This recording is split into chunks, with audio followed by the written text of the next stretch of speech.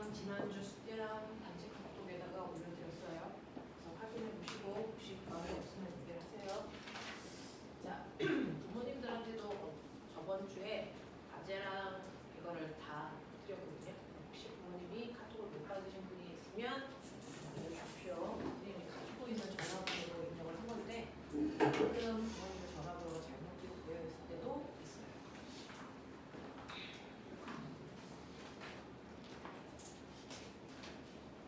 자, 오늘 해야 되는 거 이제 책 두 번째 거 피시면 운동 법칙이라고 써져 있는 게 있어요. 자, 이 부분이 오늘 우리가 해야 되는 두 번째 내용입니다.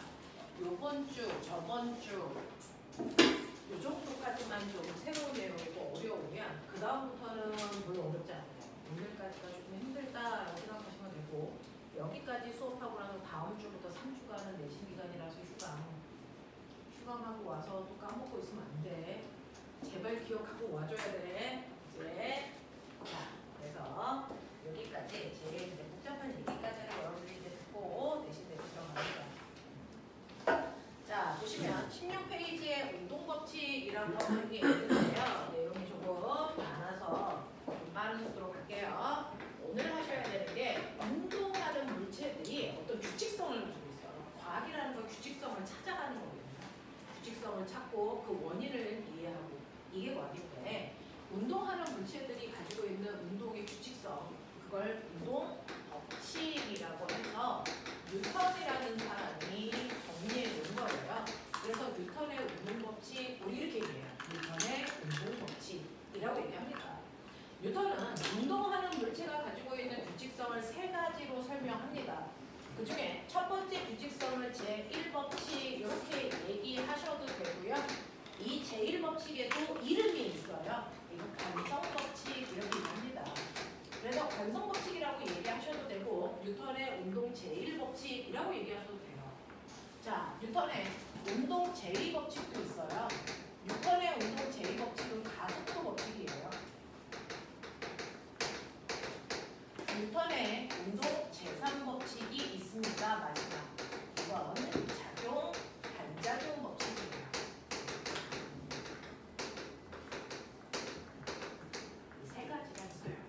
그래서 뉴턴의 운동 법칙은 세 가지가 있다. 그 중에 첫 번째가 관성법칙, 그 다음이 가속도 법칙, 마지막 세 번째가 작용, 반작용 법칙이라고 하는 이 세 가지 법칙이 운동하는 물체가 가지고 있는 규칙성이라는 거야. 그 중에서 사실은 여러분들 요거는 중학교 4학년 때 배웁니다. 관성법칙 배우고 이거는 이제 여러분들이 내용 자체는 중학교 때도 나오는데 이름은 처음 듣는 거고요. 그리고 이 부분도 여러분들 사실은 중학교에서 1학년 때 살짝 배웠습니다. 이름만 안 배운 거죠. 자, 고등학교 문제 풀 때요. 여러분들은 모든 문제를 다 얘로 풀어요. 가속도 법칙. 얘가 기본입니다. 이걸로 푸는데 가장 심한 문제 킬러 유형은 가속도 법칙을 이용해서 작용 반작용으로 문제 푸는 거야. 얘가 가장 어려워. 라는 얘기입니다. 그래서 이런 식으로 가요. 자, 그러면 모든 물체의 운동을 설명하는 건 가속도 법칙이거든요. 얘가 제일 중요해요. 그래서 뉴턴의 운동 법칙 중에 제2법칙, 가속도 법칙이 뭔지 여기부터 들어갈게요. 자, 가속도 법칙이라고 하는 걸 뉴턴이 알아냅니다. 그럼 선생님, 우리가 배웠던 가속도라고 하는 건 시간분의 속도 변화량이야. 이거 가속도 법칙 아니에요? 아니에요. 이건 가속도 정의입니다. 이건 가속도의 정의입니다. 가속도라는 건 일정한 시간 동안의 속도 변화량이야. 이건 가속도의 정의예요. 자, 그래서 이 가속도 정의에 입각해서요. 어떤 물체가 있어요? 2km짜리 물체가 있는데 처음에 얘 빠르기가 1로 가고 있었어. 근데 1초라는 시간이 지난 후를 봤어. 1초라는 시간이 지난 후에 봤더니 이 2km짜리 물체가요. 속력이 2가 됐어요. 속력이 바뀌었잖아요. 그럼 가속도가 있잖아요. 이걸 가속도 정의에 집어넣어서 우리는 가속도를 구해보면 얘는 1초라는 짧은 시간 동안의 속도가 1만큼 변했어요. 그러니까 얘는 가속도의 크기가 1이야 라고 하는 걸 우리가 구할 수 있는 거예요. 가속도 정의로. 그렇죠? 그래서 첫 번째 경우, 가경우의 가속도의 크기는 1입니다. 근데 두 번째, 나라는 경우가 있어요. 똑같이 2kg짜리 물체가 있단 말이야. 똑같이 1이라는 빠르기로 가고 있었어. 그럼 똑같이 1초를 볼 거야. 그러면 당연히 얘의 나중 속도가 2겠지. 근데 아니야. 얘 나중 속도가 3 됐어. 이런 경우도 존재해. 그러면 얘는 가속도가 얼마일까? 라고 하는 나의 가속도도 구할 수 있지. 얘요. 1초라는 시간 동안에 속도가 얘는 2 빨라졌어. 그러니까 얘의 가속도의 크기는 2입니다. 라고 얘기하시는 거잖아요.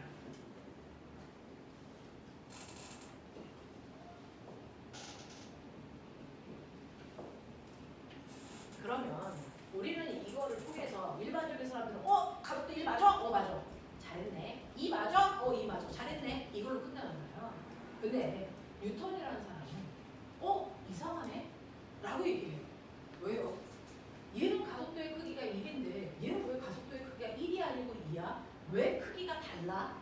라고 하는 크기를 결정하는 게 뭔지, 가속도의 크기를 결정하는 원인이 뭐야? 이게 궁금했던 거야. 어떨 때는 가속도의 크기가 1인데 어떨 때는 가속도의 크기가 2일 수도 있고 200일 수도 있거든요. 똑같은 물질들. 가속도의 크기를 결정하는 게 뭐야? 이걸 설명한 게 가속도 법칙입니다. 가속도의 크기는 뭐가 결정해?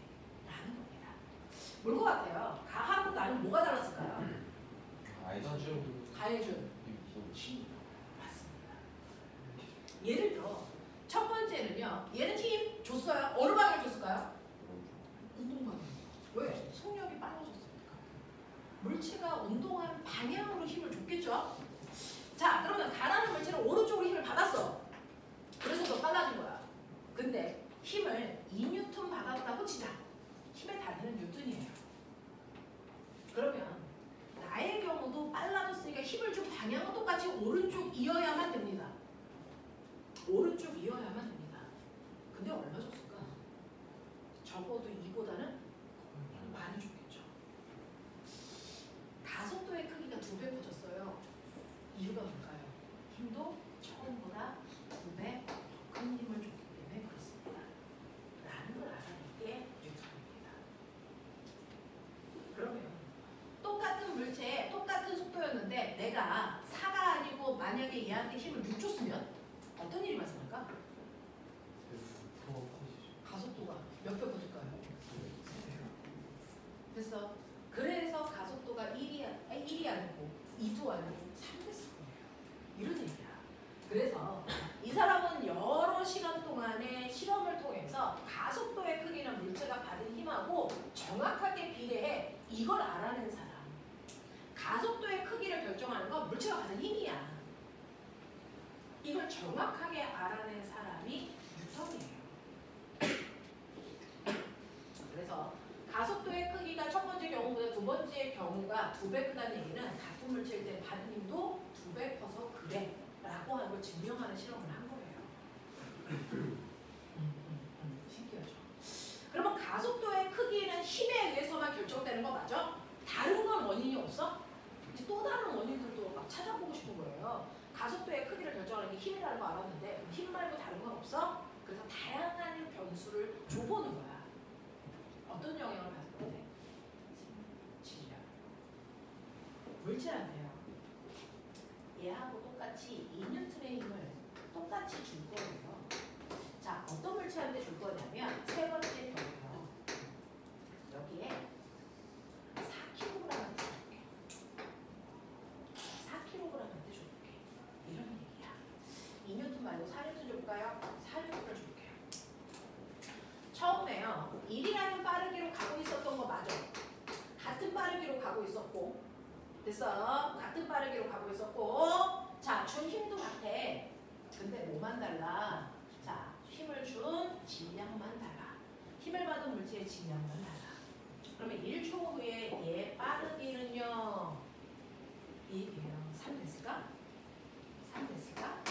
안 됐어요. 무거운 물체한테는 같은 크기의 힘을 줘도 잘 밀려 안 밀려? 안 밀려. 속도가 잘 안 변해. 그래서 얘는요. 겨우 얼마 되냐면 2밖에 안 돼요. 라는 거야. 그러면 다의 경우에 가속도가 얼마일까?